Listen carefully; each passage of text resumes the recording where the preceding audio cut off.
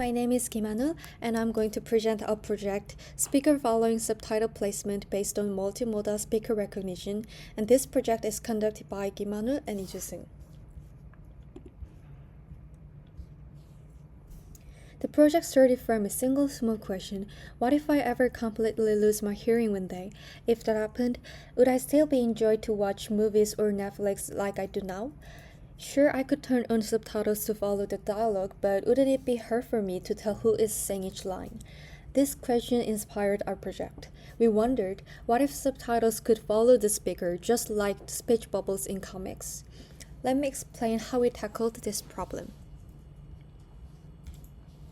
To make it happen, we first needed to identify who is the speaker. The problem is that most of the previous works focused on visual cues alone, which can be misleading.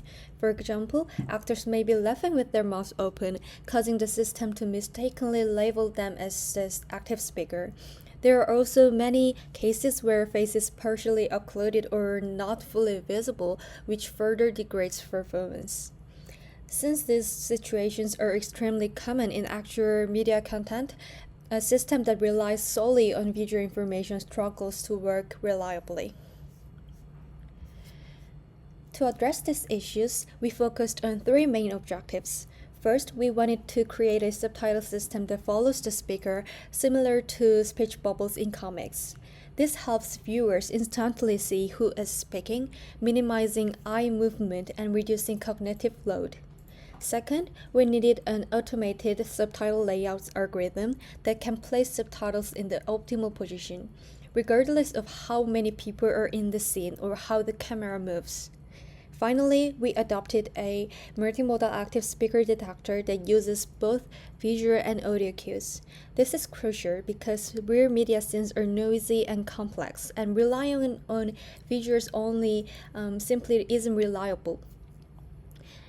Audio information helps us detect the true speaker even when faces are occluded. So now let me walk you through how the system actually works. Our system is built with three main modules, each handling a different part of the pipeline. First, the active speaker detection module takes the input video and analyzes each face track to estimate who is speaking at every frame. Second, the STT engine processes the audio and produces segment-level transcripts aligned with the timeline. Finally, the subtitle renderer combines the output of the first two modules, the speaker's core and the transcript, to dynamically place subtitles next to the correct speaker and produce the final output video. This high-level structure gives a clear picture of how information flows from raw video to the rendered output. We begin by splitting the input video into two parts, video frames and audio. Both then go through their own processing path inside the ASC module before being fused.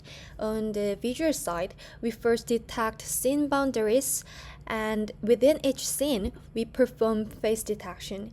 Using IOU-based association, we track each face across frames and build individual face tracks.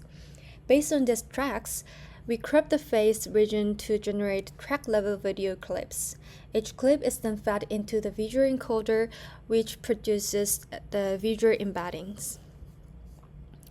On the audio side, the audio signal is converted into MFCC features, which are processed by the audio encoder to generate the audio embedding.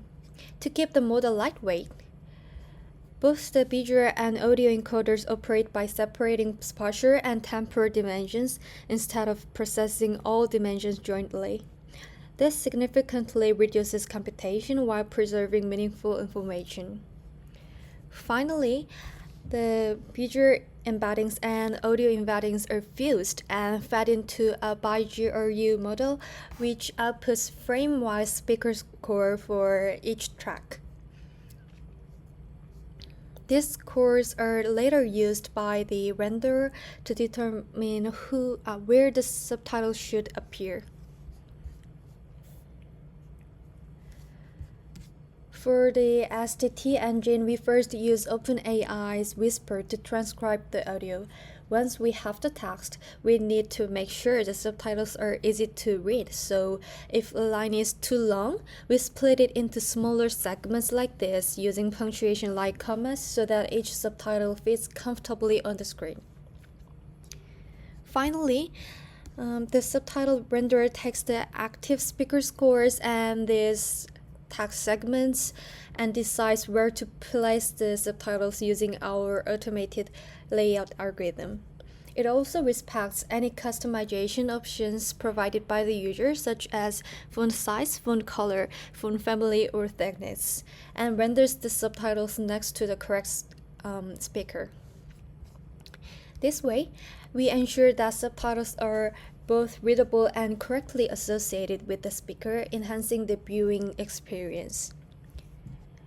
Now let me explain our automative subtitle layout algorithm, which is another key component of our system.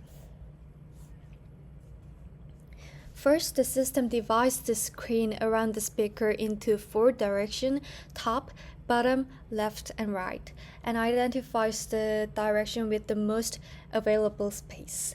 Importantly, when measuring space, it doesn't just consider the distance to the screen boundary. Instead, it calculates the distance to the nearest obstacle, like other faces, to avoid overlapping. In this particular case, the bottom direction is found to be the most open, so the system calculates the first draft of the subtitle coordinates based on that.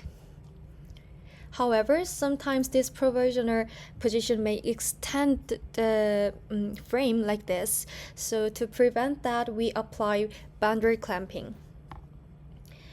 This ensures the subtitle is safely and visibly within the screen, giving us the final coordinates for rendering.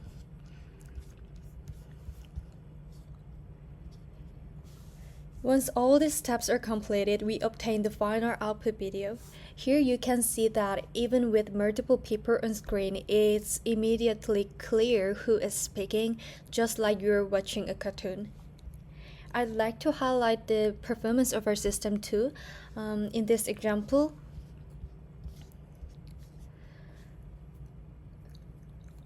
all 3 people have their mouths open, but the system accurately identifies the person who is actually speaking and renders the subtitles accordingly. On the right side, you can also see that the speaker following subtitle system correctly captures the speech of a girl whose face is partially occluded.